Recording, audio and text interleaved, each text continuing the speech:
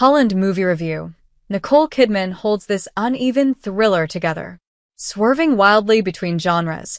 With a bizarre plot, this Mimi Cave feature is saved from complete annihilation by the marvelous Miss Kidman. When Holland opens with shots of windmills and tulips and all the cutesy tourist traps including wooden shoes and Dutch dancing, you might be forgiven for thinking this is a Stepford Wives setup.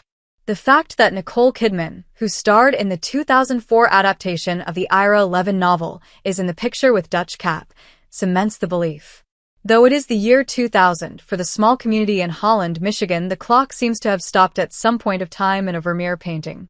Nancy Kidman lives the perfect suburban life, teaching in the local school, cooking and cleaning for her optometrist husband, Fred Matthew McFadden, and caring for their 13-year-old son, Harry Jude Hill. There are hints early on that Nancy is not a particularly reliable narrator. So, is there something sinister in Holland, or is it all in Nancy's head? When Greg seems to be taking too many out-of-town trips for an optometrist, Nancy suspects an affair. When a search of the house yields nothing significant, she takes the help of a fellow teacher, Dave Gail Garcia Bernal, to search Greg's office.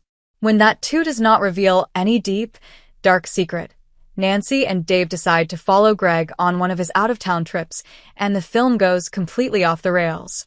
Suddenly there are mysterious deaths, cannibal dogs, and murderers who refuse to stay dead. The twist is arbitrarily squished in and diffuses all the unease and disquiet that was so skillfully woven into the movie. It is only thanks to Kidman that the film holds together. She wills us to believe in the preposterous happenings on screen through sheer star power. We are willing to invest in Nancy's story and fear for her sanity and her life as the carefully constructed facade starts to crumble. Setting the film in 2000, a time of pagers and those pencil box-sized mobile phones with green screens and laborious texts, makes things appear even more askew. Beautifully shot, Nancy's nightmares are creatively horrifying. Holland would have been better served with a tighter plot, instead of leaving some things unsaid and others too detailed.